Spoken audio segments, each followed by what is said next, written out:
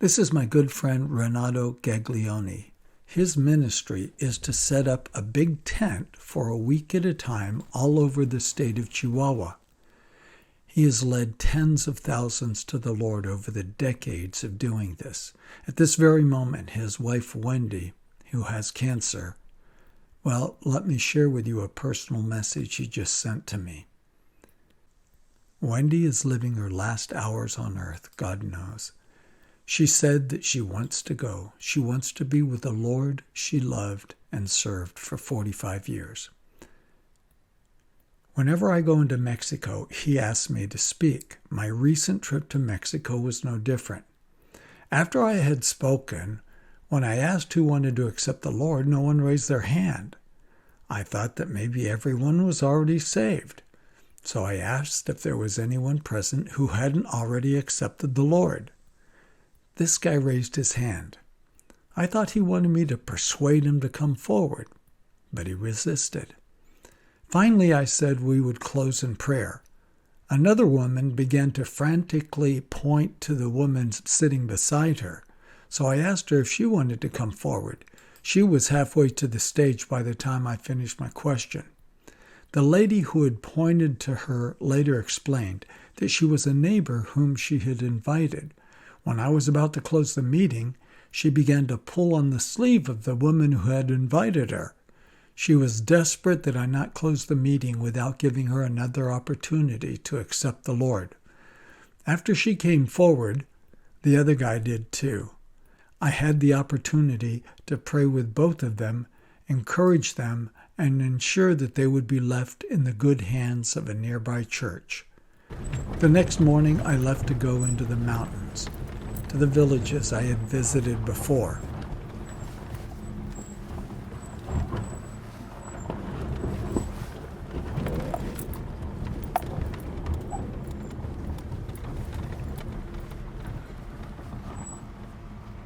This is Las Ranas. I had to pass 10 rivers to get there. Most of them were dry this time, since there was a drought going on. In this small town alone, they had already lost 8 cows to thirst and starvation.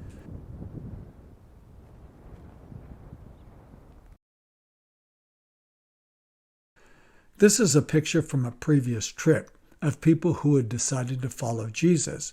It included the mayor and his family, as well as the influential teacher who this trip agreed to facilitate weekly Bible studies using a guide that I left for her. In addition, I left each believer with a 3-month Spanish Daily Bread devotional booklet. I need to explain the background for this picture. I went around the town inviting people house to house. I came to the home of the man who is the spokesman and representative for this town at state regional meetings. He is also the guy that controls the keys to the community building that we use for our meetings.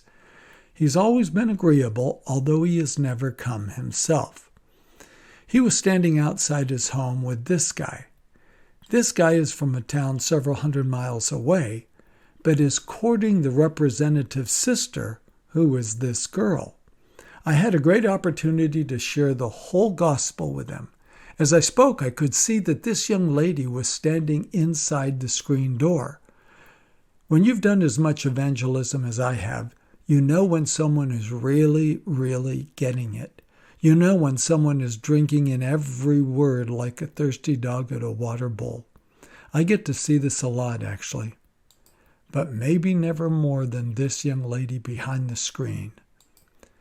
These two came to the meeting and accepted the Lord with hungry and open hearts. I don't think that I can adequately describe the moment for them or for me.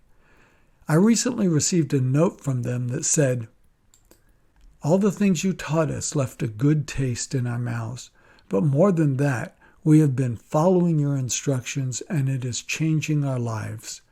We love your manner and want you to know that our home will always be your home." I went with the intention of spending several days in multiple locations. That's why my trip was over a month long. As I prepared for the next day's meeting, I saw what looked like a body against an adjacent building. As I approached, I saw no movement. When I was really close, he stirred, and I was happy to see he wasn't dead, but I was unhappy to see he was barely stirring at 4 p.m. from a drunken stupor. I told him I cared about him, and he mumbled something incoherent.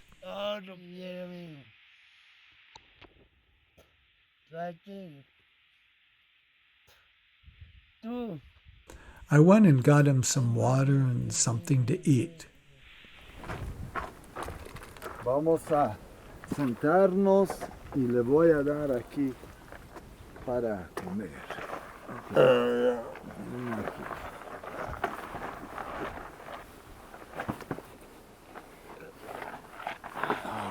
A ver. Mira, aquí hay agua. Ok.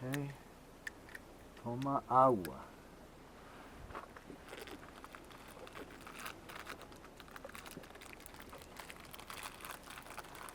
Mira, aquí unas galletas. Esos son muy buenos. Ok. This is him the next day after he was home and cleaned up, and he and his wife had accepted the Lord.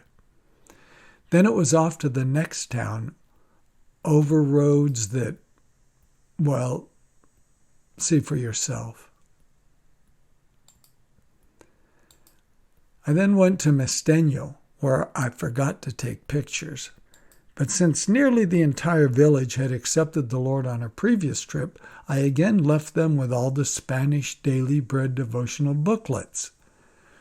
I had left the Daily Bread booklets for everyone on my previous visit in January. I asked how many had read every one of the 90 daily devotionals. Most everyone had read at least some, but only one young mother had read them all. I said to the group, you know, it pays to be conscientious about spending time with the Lord, and sometimes it pays cash, as I gave her a 200 peso bill. Yes, everybody took notice. It was an object lesson for them. In Mesteño, the respected school teacher also agreed to facilitate weekly Bible studies using the guide I had left for him. Then it was on to Piloncillo, where, again, someone from almost every one of the 10 homes had accepted the Lord. Here I left the woman in blue in the back on the left with a Bible study guide to lead the others in a weekly study. She is a serious and sincere believer. Everyone also received their 3-month Daily Bread devotional booklets.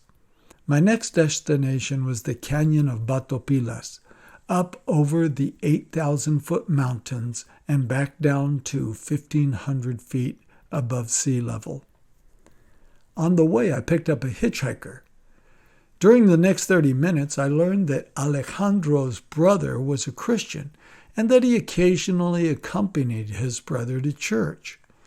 I shared the gospel, starting with currently fulfilling Bible prophecy, and before I dropped him off, he enthusiastically accepted the Lord. I asked about his wife. He said that he felt sure that she would want to accept the Lord too, as soon as he shared the gospel with her, as he had just heard it. I got the sense that he always knew that at some time he was going to have to make this decision. He seemed happy that it was that day. Then it was down the very steep road to the bottom of the canyon. On my previous trip 4 months earlier, I saw another car at this same spot, in this same condition. This isolated town at the bottom of the canyon was curiously the second town in Mexico to get electricity in the early 1900s. The primitive hydroelectric equipment had to be brought in by mules and put together here because there was no road at the time. You see, it was because Batopilas was one of the most productive silver mines in the entire world back in the early 1900s. The mine ran out decades ago, and the road was finally built in recent years. The townspeople are Mexican and not poor by Mexican standards. The Tarahumara Indians that live in the area are indeed quite poor.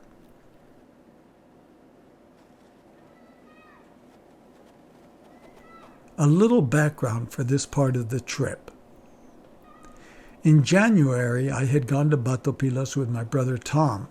On that trip, we had met the female pastor of the local church who told us that there were only a couple people who would come on any given Sunday, and often none would show up for the Wednesday evening service.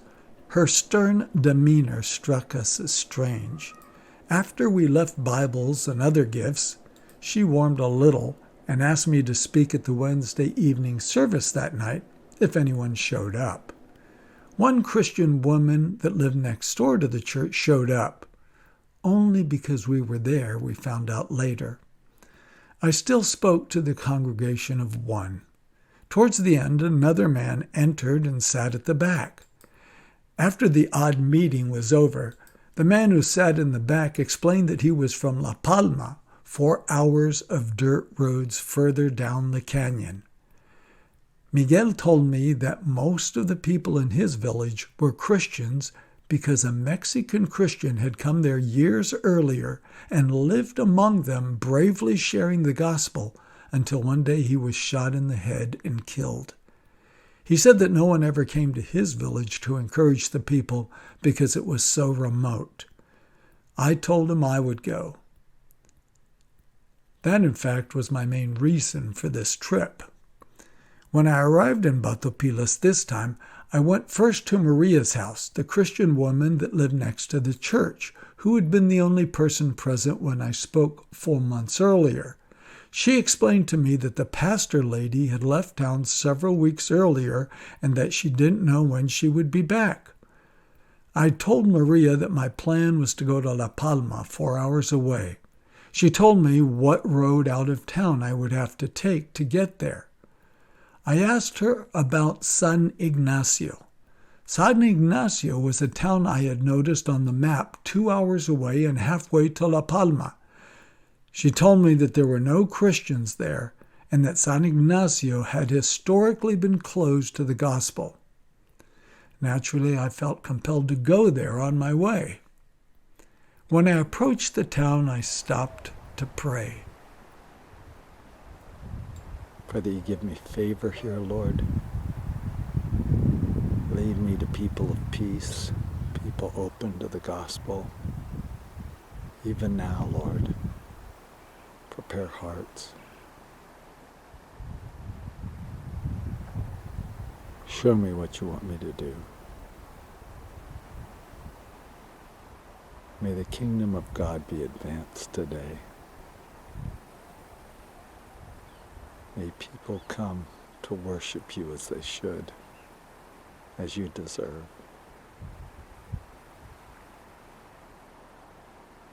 I ask you, Lord,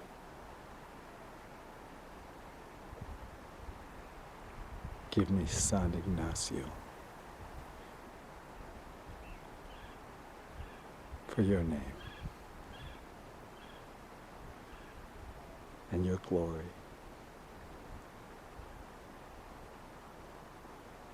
In Jesus' name. In Jesus' holy and precious name. I went looking for the mayor's house to get permission to use the town plaza. In error, I ended up at Romualdo's house. He told me where the mayor lived, but we began to talk. Yes, I shared currently fulfilling Bible prophecy with him, and yes, he prayed with me to accept the Lord. He seemed to really mean it. I knew he did when he showed up at the plaza that evening with a big smile. As I went around town inviting people to come to the plaza at sundown, I noticed the temperature. Unfortunately, the air conditioning in my truck had gone out several days earlier. I stopped at the largest store in town to get something cold to drink. Norma Alicia, the owner, didn't have any other customers, so we began to talk. As I'm recounting this to you, I'm actually getting shivers. Though I took 45 minutes of her time, she hung on every word like it was a lifeline and she was drowning. After explaining currently fulfilling Bible prophecy as an introduction to the beautiful gospel, I explained to her what a prayer to follow Jesus was like. I explained that if she wanted to follow Jesus, we would simply pray a prayer that said, and I went through it explaining what we would say and what it meant. When I was done, I asked her if she wanted to pray that prayer. With a huge smile on her face, she said that as I went through the prayer with her, she was sincerely saying those things to God in her heart. I wish everyone could experience moments like that. We went ahead and prayed formally again anyway, although I'm sure it wasn't necessary. In the plaza that evening, I showed a 28-minute Billy Graham video called The Cross. I have found it very well received in prisons and other contacts with unbelievers. I then briefly shared currently fulfilling Bible prophecy to demand their respect for the Bible and then its gospel message. At least 20 more people wanted to follow Jesus. I wish you could have seen Petra's face. I don't have a picture of her. I don't remember inviting her as I walked around the town that afternoon, but she was there and was so excited about accepting the Lord. She reminded me of a puppy when its owner gets home from work. She simply could not contain her joy. Someone offered me a place to sleep that night, and the next morning I left for La Palma in the company of a man who wanted to go there and could show me the way. Someone was burning something too close to the road just out of town. Then it was another 2 hours of this. That, my friend, is a steep road, especially considering it is unpaved. In fact, I would not have been able to climb this hill if I had not first filled the back of my little truck with large rocks so that the wheels would not simply spin in place. That little truck went places and climbed hills that big 4x4s that never leave the pavement would brag about. Finally, we arrived at Guillermo's house in La Palma. Guillermo was the guy I had met 4 months earlier in Batopilas, the guy who had invited me to La Palma. He introduced me to the pastor and his wife. That is them on the far right. I haven't time to tell you all that happened in that meeting that included some cartel sicarios. I will, however, take time to mention these two ladies who faithfully walked 2 hours each way on these rocky mountain paths to come to church. Yes, in those temperatures. Then it was back to San Ignacio and Batopilas. The man who accompanied me from San Ignacio and who had shown me the way almost wet his pants when I stopped to give this cartel pistolero/sicario a ride. He wasn't in the truck long enough for me to share the gospel with him. He reeked of marijuana. My navigator friend was afraid the gunslinger might tell his boss I had taken his picture, and he might communicate ahead to ensure that the picture, or us, never saw the light of day. I probably won't do that again. I dropped my navigator friend off in San Ignacio and continued back to Batopilas. I had to recross this river that I had almost gotten stuck in when I was coming. On trips like this, you have to pray a lot, and God undeniably helps you a lot. Something that you are definitely vulnerable to in places like this, but thankfully only happened to me once, is, flat tires. The good thing about changing a tire on a dirt road is that if your jack won't raise the vehicle high enough to put the good tire back on, you can always dig a hole to make it possible. The one thing, though, that can take all the fun out of changing a tire alone on a remote, treacherous mountain is 106-degree temperature. When I arrived back in Batopilas, I found that Cristina, The pastor of the last 5 years had arrived back and was in the middle of a Sunday service with 4 ladies present. I began to ask myself, why did Batopilas, with a population of over 1,200 and a nice church building, have only 4 people when I was meeting in schoolhouses of small towns of less than 200 and seeing 50 people turn out to worship the Lord? I went to speak with Maria, the Christian lady that lived next door to the church. She told me of other Christians in the town, who I then went to visit. As I began to ask questions, I began to learn why the church was empty in spite of the fact that the church had once over 50 members.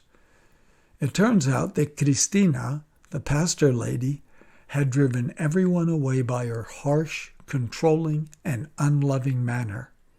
I was angry when I heard that this woman had single-handedly destroyed this church. I asked who owned the building. They said that they thought the papers were in the name of Luis Maulas. Luis and his wife had built the church 10 years earlier when he was the pastor. He built the church with the hard work of the local Christians and the financial help of some believers in Arizona. Luis had then moved to Chihuahua, 8 hours away. I told him I would drive to Chihuahua to speak with him and sort this thing out.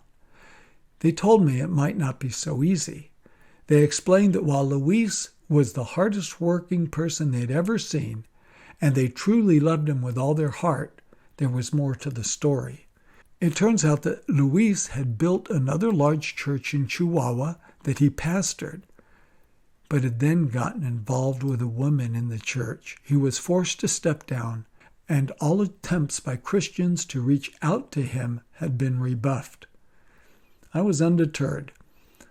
I was thankful when he received my call and welcomed me to stay at his home. When I arrived, he was gracious and equally exercised about the church issue in Batopilas. He gave me a fistful of papers to show to the town mayor.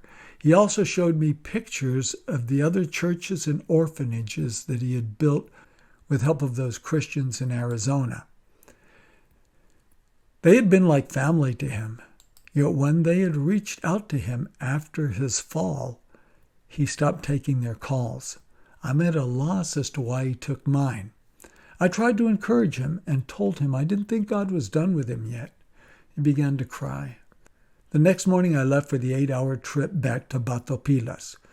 When I was about 2 hours from Batopilas and just about to begin the descent into the canyon, my truck lost power. It would barely go. I was afraid that it would never make it back out of this steep canyon if I continued. I returned 5 hours back to Cuauhtemoc, a city where I hoped to find help. It took me 2 days, but they were able to fix the bad camshaft sensor. Finally, I was able to return to Batopilas. I took the documentation that Luis had given me to the town mayor. He had been drinking all night with his buddies and was in a foul mood. He yelled, "I'm a Catholic. What do I care about your problems? Fix it yourself." Welcome to Mexico and the Third World. I told Luis what had happened. He said that one day he would go up there and change the locks himself. Meanwhile, I went around finding the Christians and encouraging them. There is much more to this part of the story, but suffice it to say that the Christians are now meeting together in the courtyard of one of the believers' homes. This was last Sunday. I had expected to spend time on the river visiting the remotest homes, but had run out of time with all the travel back and forth dealing with the church situation and the truck. I had been away from home for over a month. Still, I was able to spend several days on another river, and then it was time to go home. After I returned home to Houston, I received this voice message from Luis, in which he said that he accepted me like family and that he felt a spark come back into his life from our visit. He is no longer involved in the affair, and his ex-wife lives just across the street. There is obviously more work to be done there. I'll go through Chihuahua on my way down next time and see what miracles God can do in that situation. It was a busy month.